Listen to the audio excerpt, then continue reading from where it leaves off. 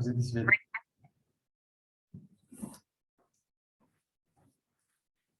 Hi, it is my pleasure today to present you Gabriele Ciravegna.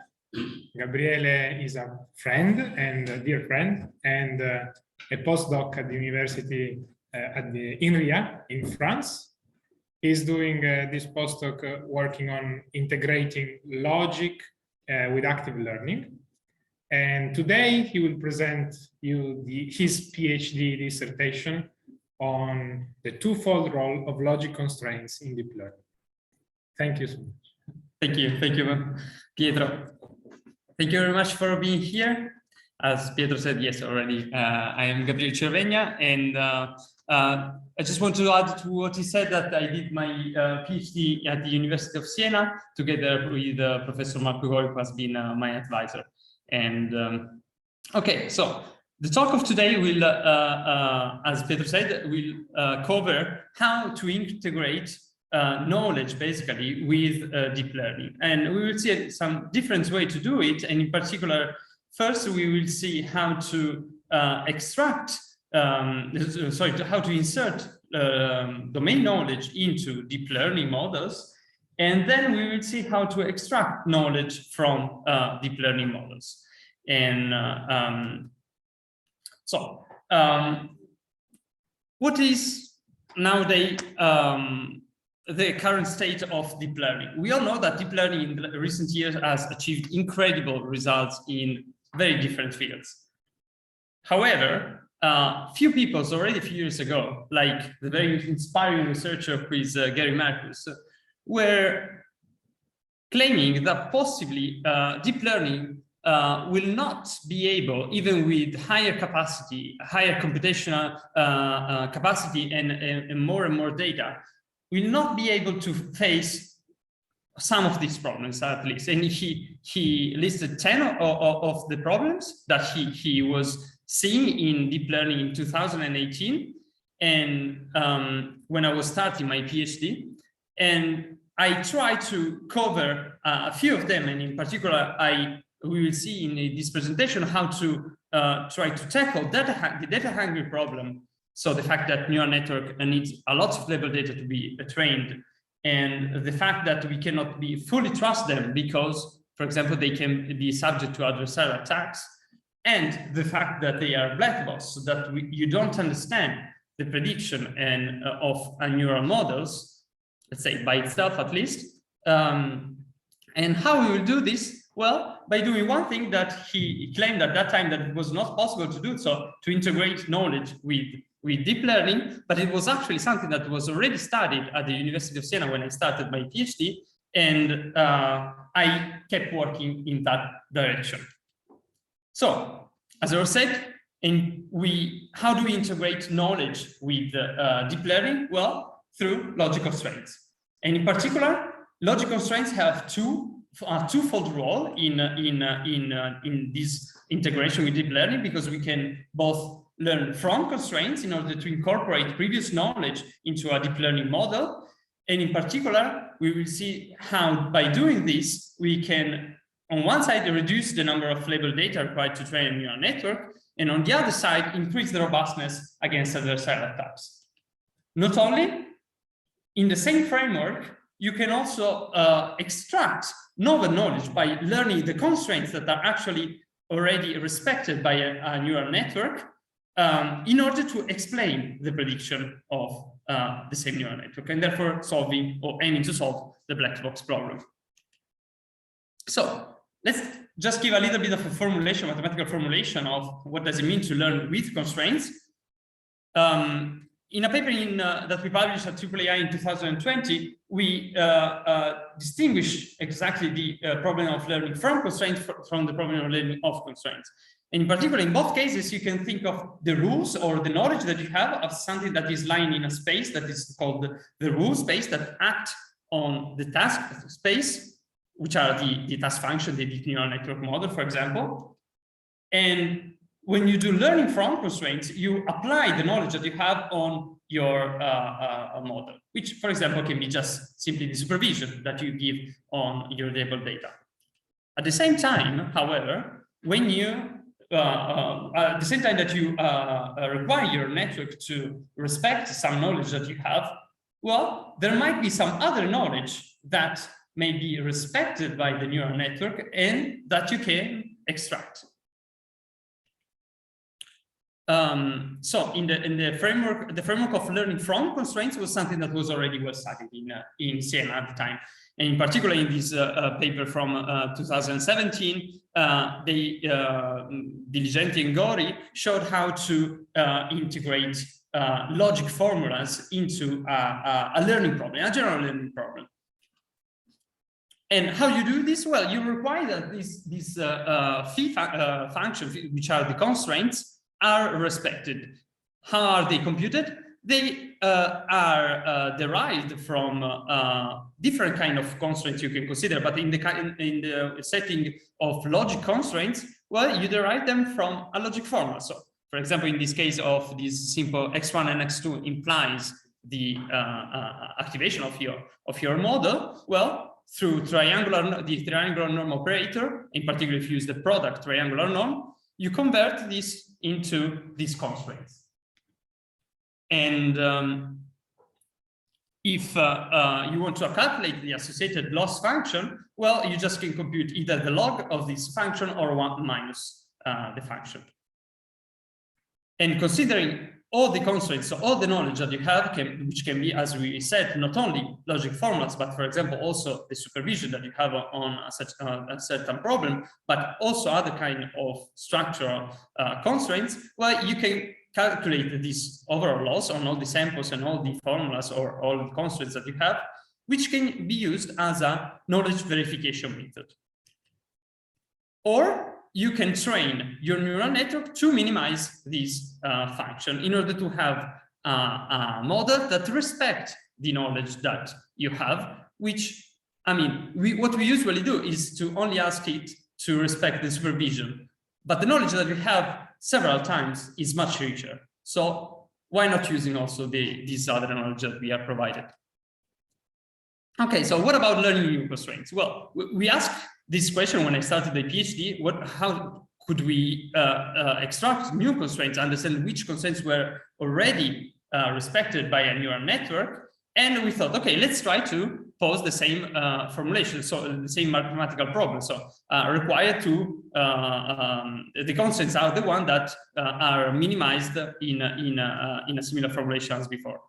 However, this is, of course, ill-posed because it is solved by psi equally constant to 0. So what you have to do is to create a valid formulation defining both the constraints and the support. And how can you do that? Well, through unsupervised criterion that are capable to discover some unknown relations that may be present, some unknown correlation, for example, that may be present in your classes when you do, for example, multi-level predictions, or between your classes and the data that you have, or supervised criterion that do the same things, however, requiring to specify the relation between one specific task and the other predictor that you have. What's interesting, and what we will see today, is that this supervised criterion also allow you to create an explainable by design neural network. If you ask the same predictor, the function to be explained to be exactly the label that you're given. Maybe I missed, but like very basic question, what type of constraints were you enforcing in the loss? These were they can be logical constraints like variable A and variable B should be false, something like that. Yeah, generally what you want to do, since you want to either check the prediction of your model or check the prediction of your model with respect to the input data that you have, is to also involve the predictor. So you also want to involve the F in the logic formula. So as we were saying, seeing earlier, for example, it's a very, very stupid formulas, but this is a formula that you can check or impose in the learning problem that you have. So you require that when x1 and x2 are true, then also f has to be true. Or for example, if you already know that But we will see many examples of this. So for example, if you have multi-level or an object detection, and you have, for example, that a human has to have hands or a head or the body, well, you say that if the object detector sees hands or head or body, then you also need to see the human being present. So you can put the classes into that are predicted by the network into these formulas. Okay, and then the subsequent slides basically show how you can set that up in your loss function. Yeah, exactly. Yes, this was meant to explain this. Then does this enforce the constraints in a soft way or in an exact? No, it is a soft. These are soft constraints, and it's not. We are not, since we are let's say putting into a loss function and we are minimizing it classically through stochastic gradients. We are using them as a soft constraint. And okay, so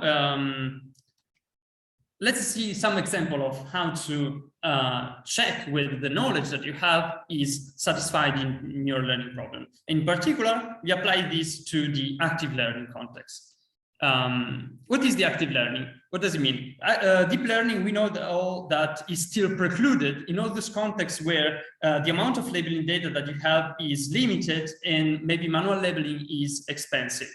And what does active learning is exactly to try to find the subset of samples that allow the network to reach the highest predictive performance by also inserting the human in the loop, which is required to label data as the strategy requires. There exists some strategy, some way in literature to tackle this problem. Some of these are based on uncertainty sampling, which basically means that you label the data that are closest to the actual, to the current decision boundary, or curriculum learning that are based on clustering criteria and require that the samples that are being labeled are the one that are closest to the one already labeled. Both cases, when you do batch active learning, so you take many samples at the same time, requires to have a diverse set of samples that is being labeled in order to not have two similar samples being labeled. So, and what, however, is our approach to this? Well, in this paper that we just submitted to ECML, we require that the network prediction on this unseen data, because in active learning you have an unlabeled pool of data that from which you can ask the human to label, that labeling all of it would be too expensive. Well, what we do is to compare the prediction on this unseen data with the knowledge that we are provided. And the knowledge validation, so the loss that we have seen earlier, is used as a metric to select the samples that violates this knowledge. And so most likely the network would benefit by inserting them into the training set. In particular, in this case, you can see on the left, you have that the network on this unseen data, so has already predicted everything correctly. And okay, we cannot say that we know that everything is correct because we would need the supervision. But what we can check is that the network has predicted everything according to the knowledge that we are providing. So for example, if you have this knowledge that tells you that if you see the ear of the dog, and then you also need to see the dog, or the same holds also for the nose or the muzzle, well, you can see that while here is true, in this one, it is not true, because while the network has correctly predicted the presence of the ear, the nose, or the muzzle, but it's not predicting the presence of the dog, which we still want the network to do. How do you know that it's a nose? Because you don't have that in your annotation. No, you do have that in your annotation. Okay, so we are placing this, let's say, most of the work that I will present you today in a case in which you have many annotation at the same time, which may be the case, for example, in this kind of object detection problems, or in the case where you have multi-label predictors, multi-label prediction, multi-label classification, or in the other case that we'll see at the end, in which you have concept bottleneck models. So you have a series of symbolic inputs in input to the model. So you can compare this with the final prediction. And basically, well, yeah, what does this strategy is to select the samples that violate the most the given knowledge. And at each iteration, it takes a set of P sample to be annotated. To briefly understand how does this work, we created this toy problem based on the XOR rule, in which we annotated 1,000 samples according to the XOR rule. And you can see in the left the figures that just a few samples initially were being annotated randomly, and which is, let's say, normally what happens in deep learning.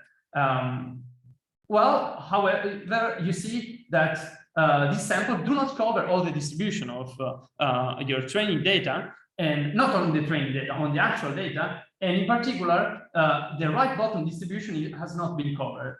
However, the CAL strategy, since all these points violate these, the rule that you are given, which are this one, very, very simple. Of course, this is a toy problem. In general, you don't have a precise knowledge already being able to completely solve your problem. But still, it's just to have an idea. What happens is that the CAL strategy will select already this data, and after 10 or 100 iteration, the network will be able to perfectly, after 100 iteration, solve the learning problem by sampling all the samples along the decision boundary as one would imagine it to be useful.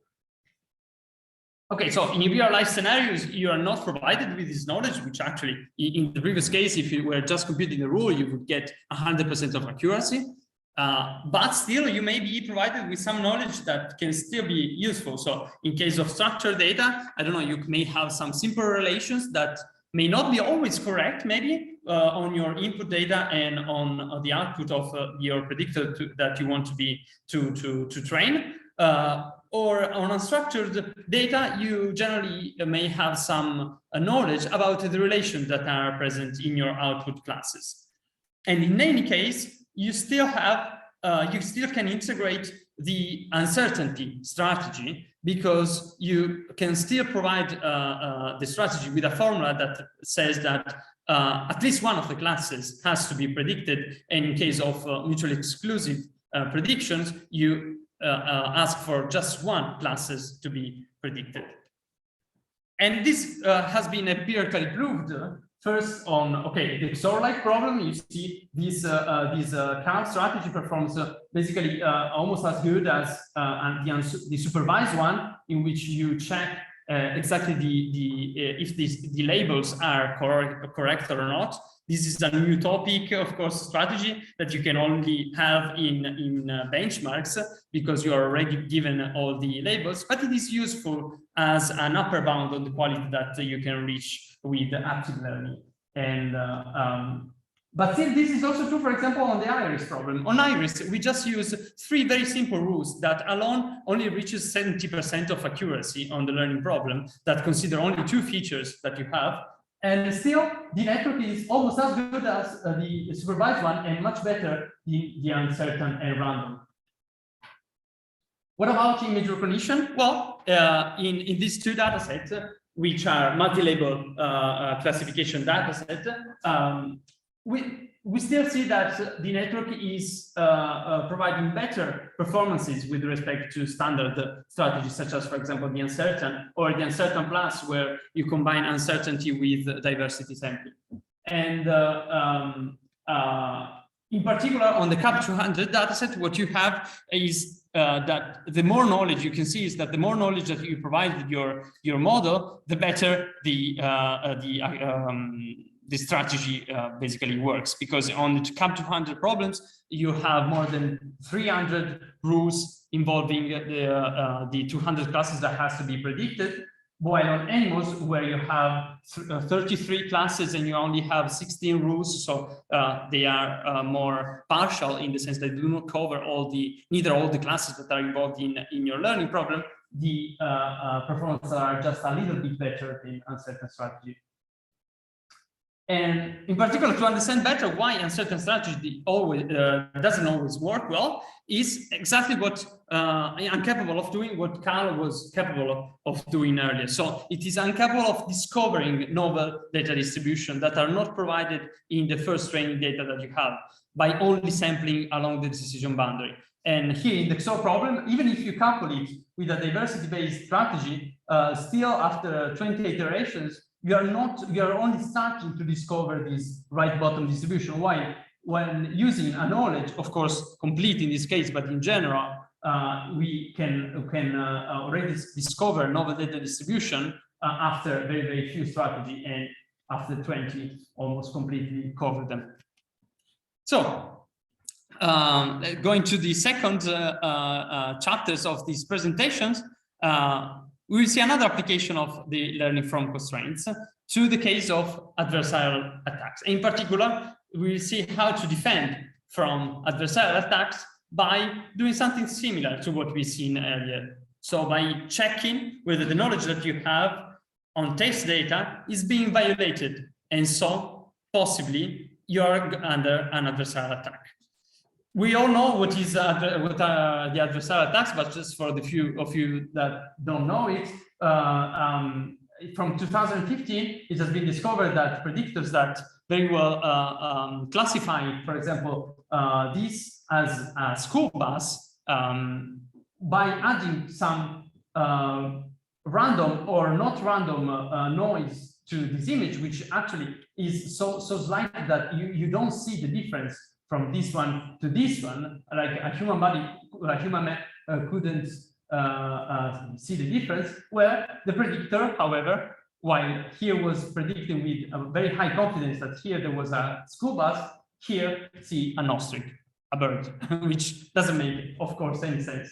And this is a really a big problem, which prevents deep learning to be employed in sensitive contexts.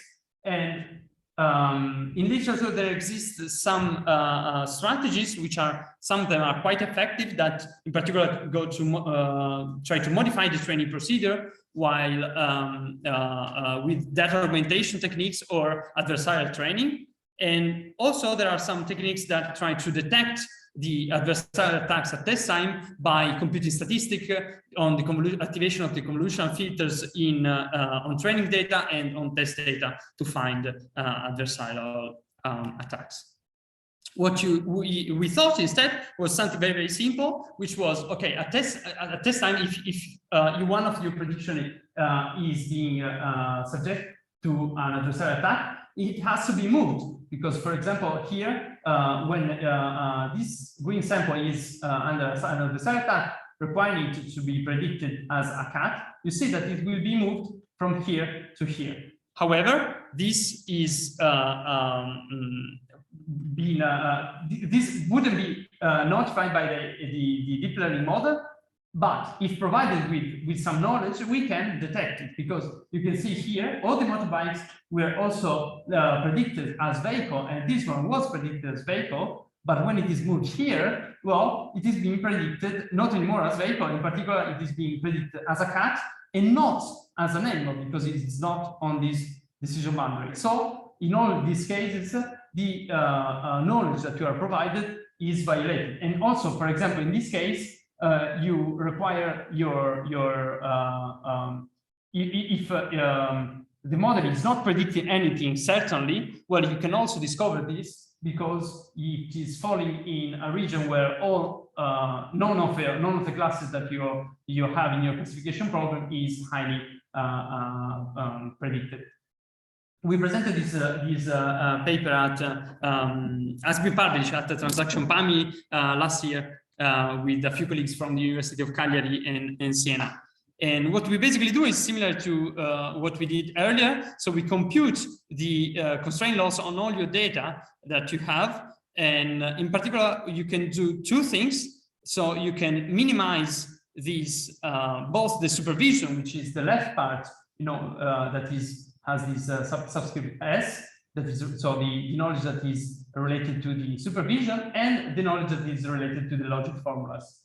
And during training, to increase the robustness of the learning model, similarly to an adversarial attack, to adversarial training somehow.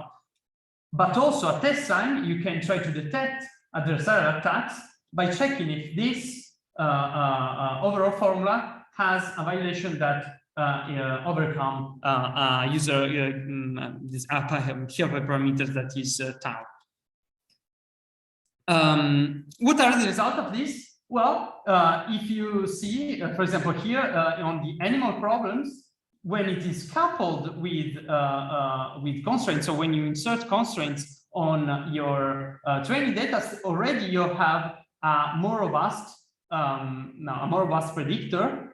But when you also compute and you reject all the samples that violates your knowledge at test time, which are the dotted lines, you have almost a 45% increase in accuracy with respect to a standard model that is not coupled with knowledge.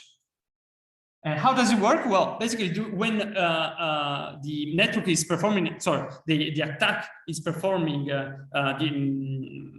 it's trying to modify the prediction of the model and craft such noise that predicts, for example, in this class, the fact that here there is not anymore an ostrich, but not anymore an albatross, but an ostrich.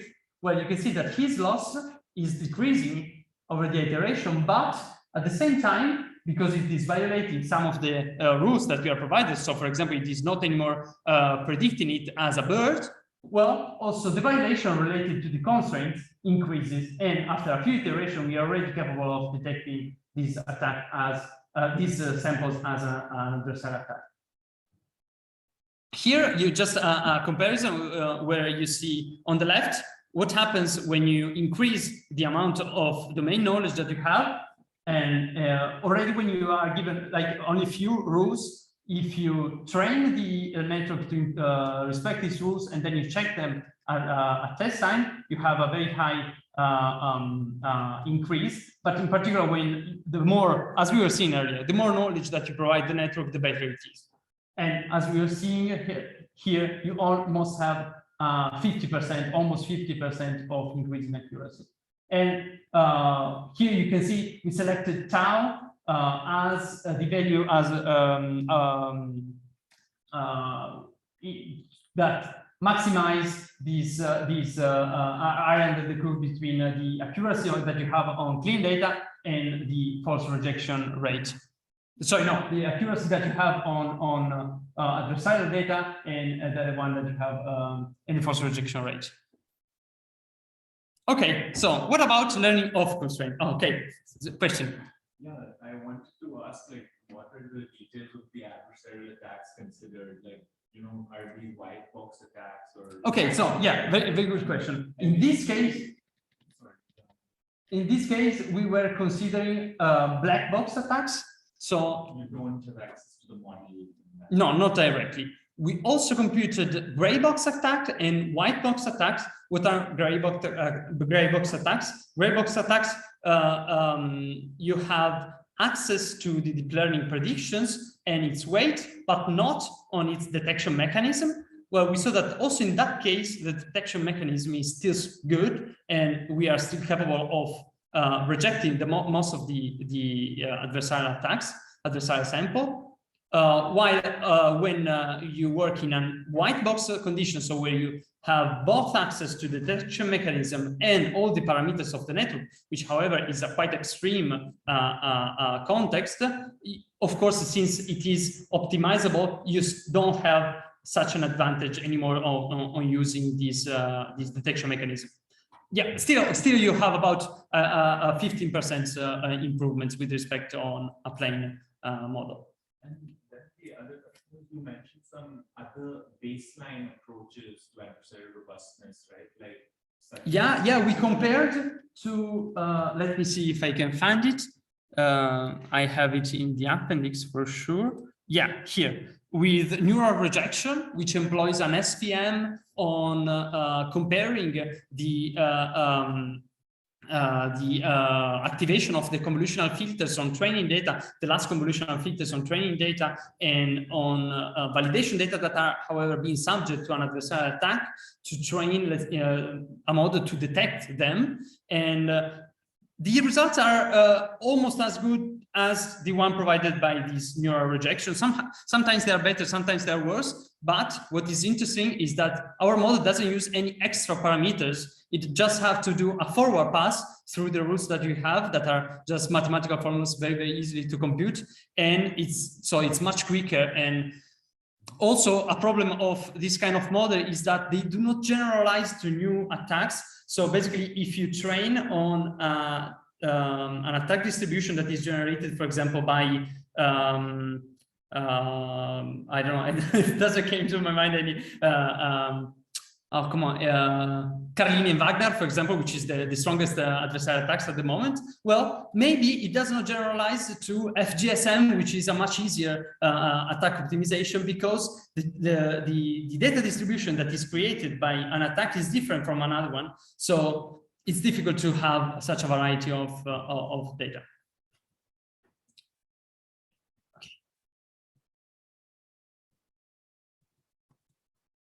Okay, so what about explaining neural network? How about extracting which logic formulas are being respected by a neural network?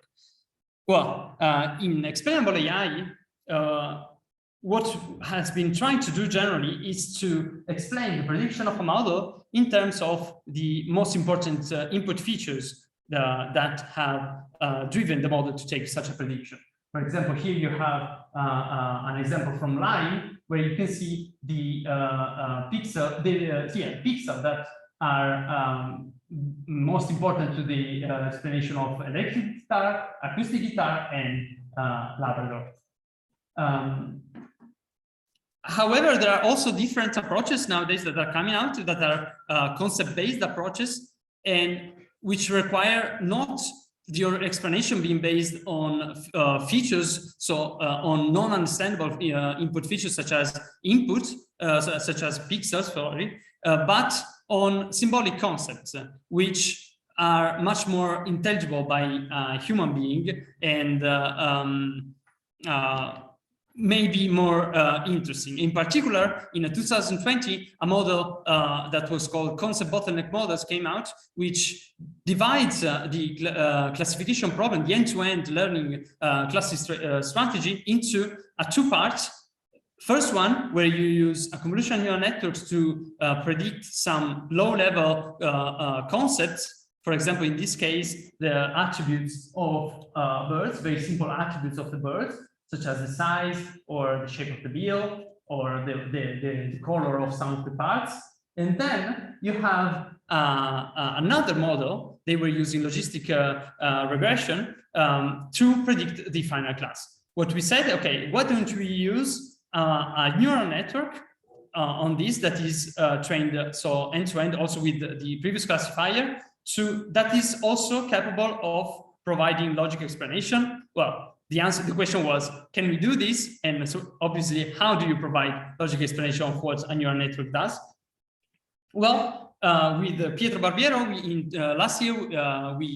this year, pardon, we presented a work at EEI, and we create a model in which the first layer is based on an attention layer, which not only provides the standard hidden activation to the rest the remaining layer that you have in your neural network, but also select and understand which are the most important concepts. So at the end, when you concatenate the prediction of each of the classes that you have and the concepts that are most important for each of the classes that you have, what you can do is to extract a truth table from this. You can compute the truth table and compute both example level formulas explaining one example only, and also class level that tells you all the possible combination or why the predictor is predicting a certain class.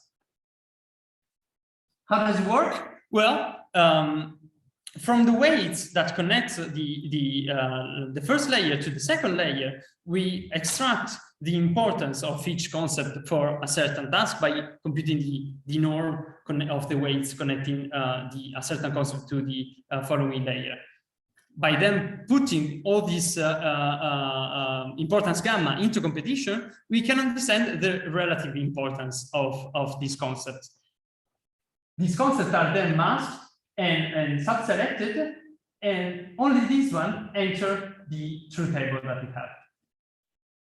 How it is computed, the truth table? Well, it is, we just put together and we Booleanize the input the input concept that we sub-selected, we just sub-selected, and we compute the number of times that we see this explanation in our training data.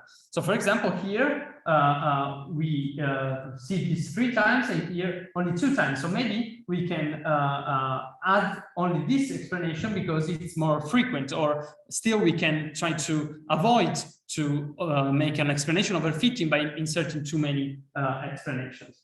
And in particular, so then what we can do is to aggregate several example level explanations until explaining a whole class.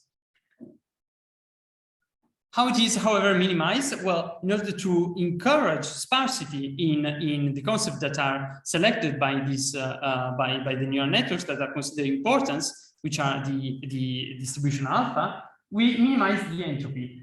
And why do we minimize the entropy? Because in the extreme case where entropy is equal to 0, only one concept is important for the training.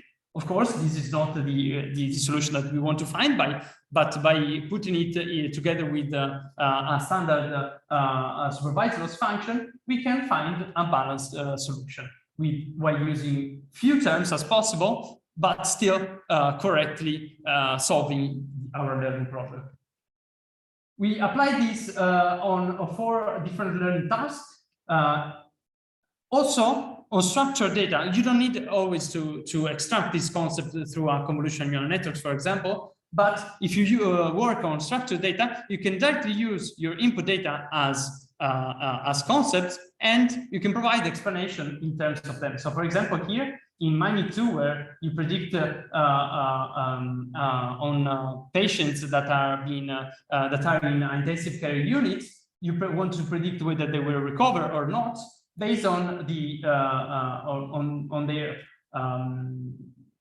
situation when they entered the intensive care unit. And so, for example, you can provide explanation of this type, so that the fact that they will recover possibly if they didn't have stroke, or the length of the stay is not predicted to be too long. Also on CAD, for example, that we are seeing here, yeah, okay, we have convolutional neural networks extracting the first layer concept, and then we have the entropy-based network that provides not only for the classification, but also for the logic explanation. We compared by replacing the entropy-based network with other white box model, in particular with decision trees, Bayesian rule list, and Psi network, which was the first explainable-by-Desgin networks that was proposed in literature. And what we see is that the model that we proposed is the one that provides the highest accuracy node context, which was something that we imagine since it is a neural network with no modification almost at all in its structure. But what about the explanation accuracy? Because the white box model are the best one in terms of explanation, of course. Well, also in this case, maybe they are not the best in terms of explanation accuracy, but what we see in these Pareto frontiers is that they always provide, or almost always, only one case, they provide the more compact explanation, which is important because there has been psychology study that says that only when providing humans with explanation that are shorter than 9 terms, which is the red dotted bar here, a human can actually understand them. And also, they are much quicker to train. Only, in particular, if you consider Bayesian rule list, which are the one that provides the highest explanation accuracy. just to give you an idea, 10 to the 5 seconds is more than 1 day. So it's really, really, really long. Okay, so concluding my talk, and before thanking you, I just want to briefly recap. What we see today is that integrating and extracting knowledge from a deep learning model is an effective strategy, an effective idea to reduce the amount of labeled data, to defend from adversarial attacks, and to explain deep learning prediction. Still, there are some limits. In particular, we need concepts which can be in the form of multi-label predictions or low-level concepts to either integrate or extract knowledge from deep learning model, which might be very costly to annotate. And a way to alleviate this may be to an automatic concept extraction or a concept extraction from the hidden layers of a neural networks in an automatic way. The other limit is that breaking the end-to-end learning paradigm, employing, for example, concept bottleneck models, reduces a little bit the performances. But what we are already seeing is that by employing concept embedding instead of just using Boolean or fuzzy values to represent your concept, you do not reduce the performance of your neural network. So I will let Mr. Bean say thank you and ask you if you have any questions.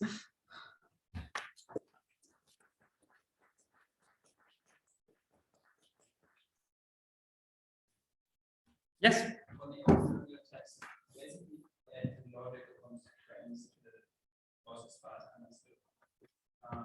You basically showed that empirically that it works very well. Do you have some theoretical guarantees Well, theoretical guarantees are quite difficult. Pardon? They are quite actually difficult to give in the sense that they all the constraints that we were considering, at least in that context, but all the constraints that we were considering were outputs. So all the predictor, pardon, or the predicates, logic predicates that we were considering were outputs of our neural network. So the optimization shape of the constraints is quite difficult to imagine, to study. What you can say is that by what has been studied in adversarial attacks, at least, is that there are some theoretical guarantees at the moment that a deep learning model that is trained by completely, and when I say completely, completely sampling the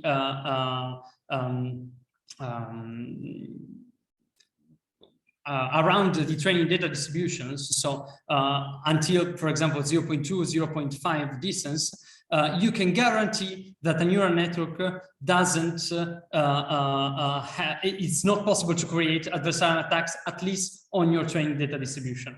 Still, it is not, you cannot sample all the input space when you consider in particular image data, so it is not possible to say anything about test data.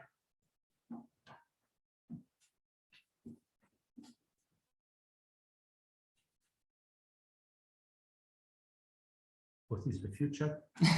Well, yeah, I would say, I think it's very promising what the works that we are carrying out with Pietro about concept embeddings, because they are showing that you can actually have higher performances with respect to an end-to-end neural network trained without concepts by inserting concept in the middle and not representing them with just logical fuzzy value, but with an embedding.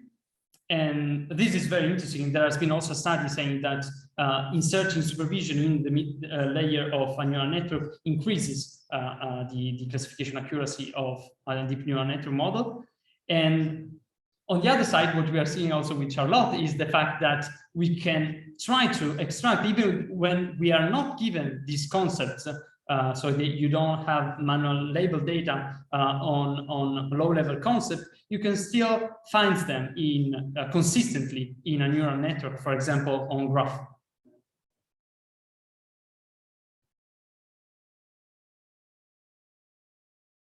Any other question? Yes, please. The formalism was very close to like Lagrange multipliers. Yeah. It's similar, like Absolutely. This is something that has been studied, in particular in the context of semi-supervised learning in the University of Siena by some of my colleagues. However, it is a little bit difficult to actually then train the model but when using Lagrange multipliers. So the optimization shape, it's a little bit difficult, I would say. like difference. Like, do you have an understanding of what makes it harder? Like, I just don't know. Basically, when you use Lagrange multipliers, at least for what I understood, is the fact that you only go in certain directions and you do not allow your optimization to follow any other direction. In particular, you only follow the directions that do not increase the violation of the knowledge that you have, so the constraints that you have. And basically, this limits a lot the possibility for the optimizer to find actually the global minimum of your functions.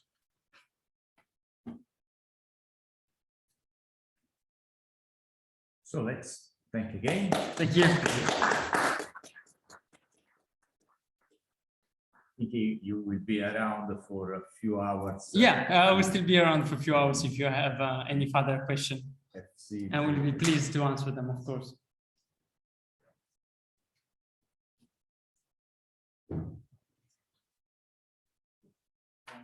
About enforcing logical constraints in the context of natural language processing as well? This is a very nice question.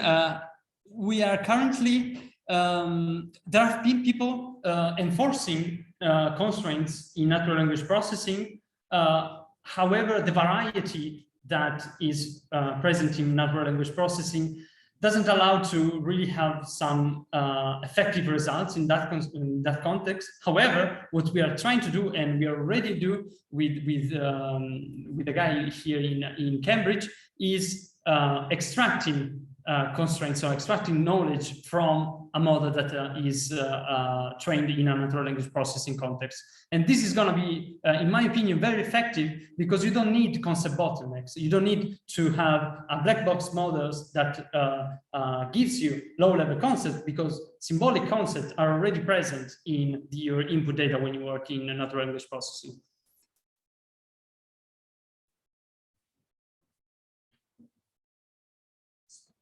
Even though the network doesn't see them as symbols, because you provide them in order to give the model more powerful, more rich input data. You provide them as embedding, as input, as a word vector, for example, among others. Still, you can understand each of them, which symbol represents, and so you can easily calculate for example, in sentiment analysis, why a predictor, or that's my hope, at least I haven't checked it yet, why a certain predictor, a certain model is predicting positive sentiments or negative sentiments according to the two words that is seen.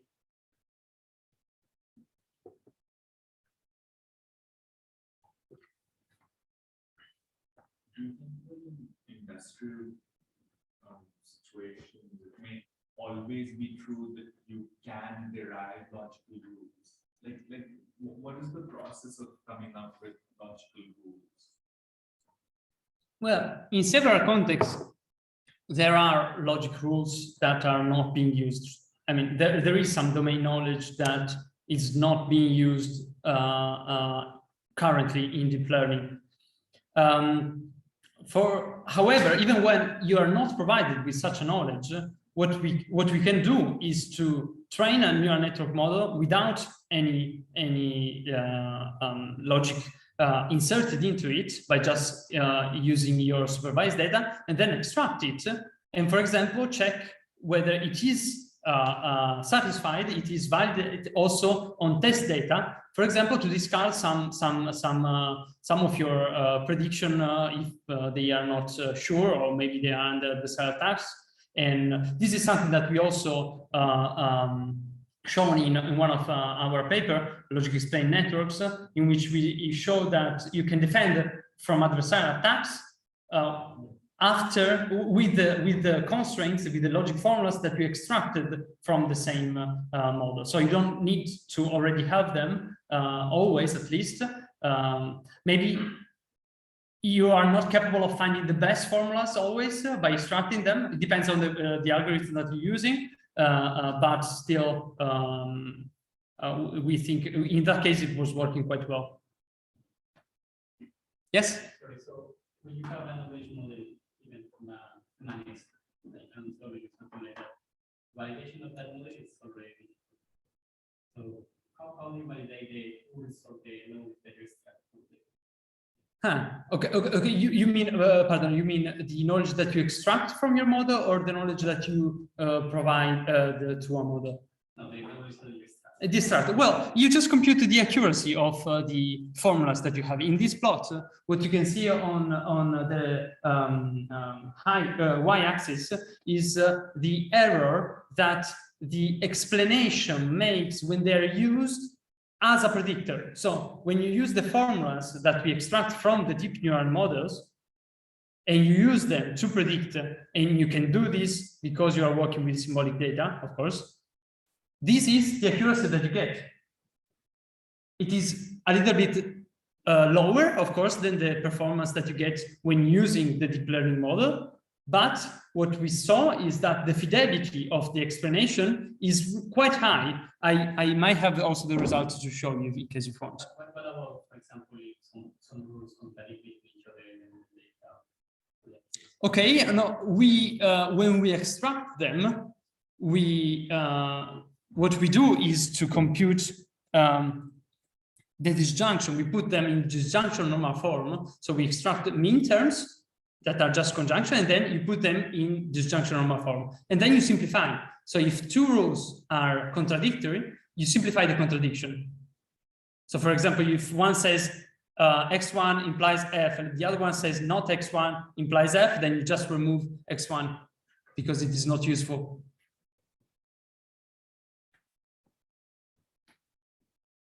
Yes? Many questions. No worry, I'm enjoying. So maybe this one is more like on people's opinion, but when you talk about explainability, you talked about post hoc methods and concept-based methods or logic-based methods. Now, I mean, which one do you think, has, like, which one do you think practitioners may prefer? For example, comparing logical explanations of image classification or segmentation versus something like RAGTAM or something like SHAP, which gives you this visual heat map, or it's something quite approximate, but something visual. This is something that it is still not clear to us. And in order to clarify this better, we want to do a user study to better understand whether effectively a user may prefer visual explanation or logic-based explanation. However, logic-based explanation we know that are not readable by let's say any kind of users. Only, let's say, I would say only computer science could, and not all of them probably could correctly read logic formulas. However, what we can do with logic formulas, and there has been some studies doing it, is to provide explanation in the form of natural language processing. So, for example, in natural language. So, for example, you say, I have predicted this class because I've seen in input this concept and not this other one, for example. And we don't know yet. We are also doing at the moment a user study, however, not on computer vision, but on natural language processing. So on the idea of extracting rules from a model, for example, a transformer working on natural language processing. And we are doing at the moment a user study on this field. Yeah, because also, also there is, you can use GradCam on natural language processing, and it will highlight the words that are most important for certain features, or you can use lime, you can use, which gives you a lot of features sometimes that are more or less important. And we want to understand, in our opinion, I would say a standard user would prefer not a logical explanation, for sure not a logical explanation, but a natural language explanation. But still, we still have to see the results. You know, especially for these post hoc explanations, some people have highly criticized them, right? Like, Yeah, yeah. You know, like, I mean, absolutely. Also, what we saw is that they are extremely local. Most of them, since they are post hoc explanation, what do they do? They samples the around the example that you want to explain, and they see how the decision changes. For example, modifying one of the input features. And since they are extremely local, this explanation, we have seen them that by aggregating these kind of explanations provided by SHAP, for example, and using them globally, so to explain overall the model, so overall class of the model, they don't work at all. They reach, for example, 40% of accuracy while we were reaching 80%.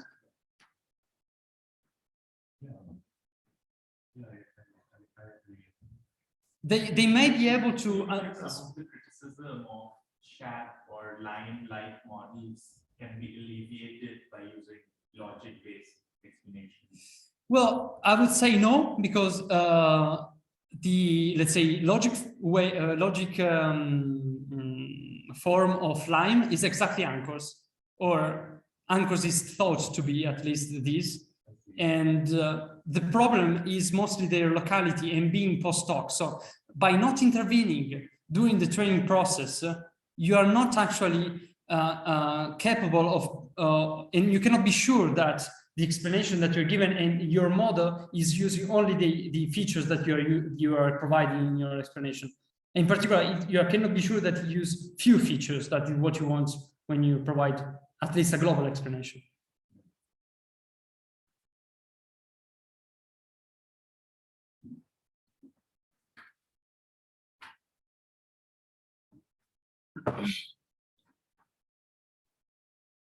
We don't have beer here to celebrate immediately, but we will do later. I will have.